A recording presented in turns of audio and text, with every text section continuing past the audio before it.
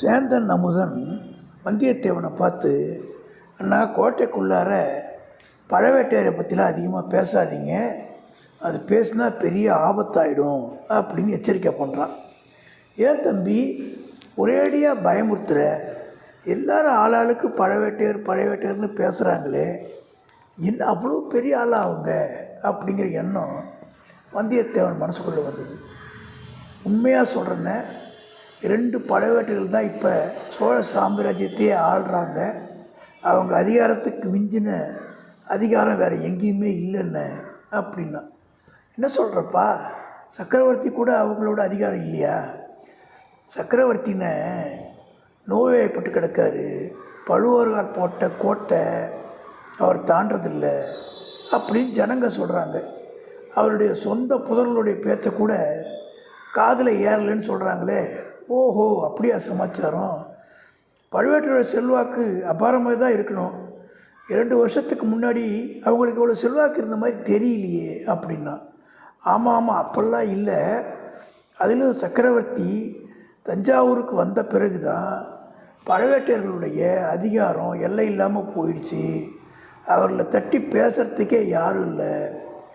அனிருத்த பிரம்மராய கூட வெறுப்படைஞ்சு தான் பாண்டி நாட்டுக்கு போயிட்டார்னு கேள்வி. பழையாறுலேருந்து சக்கரவர்த்தி தஞ்சாவூருக்கு எதுக்காக வந்தார்? உனக்கு ஏதாவது ஐடியா இருக்கா, தெரியுமா அப்படின்னு கேட்டான் வந்தியத்தேவன். நான் கேள்விப்பட்டது சொல்கிறேன். 3 வருஷத்துக்கு முன்னாடி வீரபாண்டியன் போரில் மாண்டான். அச்சமயம் சோழர் படைகள் பாண்டிய நாட்டில் சில கொடூரங்களை செஞ்சதாக கேள்வி. யுத்தம் என்றால் அப்படித்தானே? மதுரை சோழ ராஜ்யத்துக்கு உட்பட்டு விட்டது. ஆனால் வீரபாண்டியனுக்கு அந்தரங்கமான சிலர் எப்படியாவது பழிக்கு பழி வாங்கணும்னு சபதம் எடுத்துக்கிட்டு சதி செய்கிறாங்களாம். பழையாறில் மன்னர் இருந்தால் அவரை பாதுகாக்க முடியாதுன்னு அவரை பத்திரமா பழவேட்டையர் தான் தஞ்சாவூர் கழிச்சு வந்துட்டாங்க.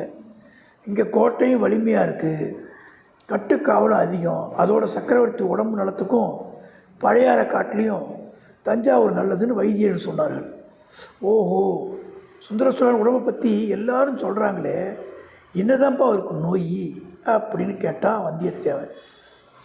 தெரியாமல் என்ன, சக்கரவர்த்திக்கு பக்கவாதம் வந்து 2 கால்களும் சுவாதீனம் இல்லாமல் போயிடுச்சு. ஓஹோ, அடடா, அதனால தான் அவர் நடக்க முடியலையா? நடக்க முடியாது. யானை அல்லது குதிரை மேலே ஏற முடியாது, படுத்த படுக்க தான். பல்லக்கில் ஏறி இடத்துக்கு இடம் கொண்டு போனால்தான் போகலாம். அதில் கூட வேதனை அதிகம். சக்கரவர்த்தி அரண்மனை விட்டு எங்கேயுமே கிளம்புறதில்லை. சில காலம் சித்தம் அவ்வளவு சுவாதீனத்தில் இல்லைன்னு வேற பேசிக்கிறாங்க. என்ன பரிதாபம்ப்பா அப்படின்னா வந்தியத்தேவன். பரிதாபம் என்று கூட சொல்லக்கூடாது அண்ணா, அதுவும் ராஜ நிந்தனைன்னு சொல்லி பழவேட்டையர்கள் தண்டனை விதிப்பாங்க.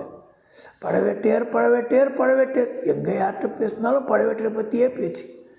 என்ன தான் பராக்கிரமசாலியாக இருந்தாலும் தன பொக்கிஷம், தானிய களஞ்சியம், தஞ்சை நகர்காவல், ஒற்றைப்படை எல்லாத்தையும் அவங்கள்ட்ட கொடுத்தது சக்கரவர்த்தி பண்ண தப்பு. இவ்வளோ அதிகாரத்தையும் அவர்கள விட்டதுனால தான் சக்கரவர்த்தி விரோதமாக சதி செய்ய ஆரம்பிச்சிட்டாங்க. இவர்களுடைய சதி எவ்வளோ தூரம் பலிக்குமோ, அது பலிக்காமல் போனால் நம்மளால் முடிஞ்ச அளவுக்கு முயற்சி பண்ணணும் அப்படின்னு வந்தியத்தேவன் மனசுக்குள்ளே நினச்சிக்கிட்டான். போகிற இடத்துல சக்கரவர்த்திக்கு எச்சரிக்கையாவது பண்ணிட்டு வந்துடணும் அப்படின்னு நினச்சிக்கிட்டு கோட்டை வாசல் வந்துட்டாங்க 2 பேரும். சேந்தாமுதன் புதிய நண்பனை பிரிந்து தளிக்குளத்தார் ஆலயத்தை நோக்கி போக ஆரம்பித்தான்.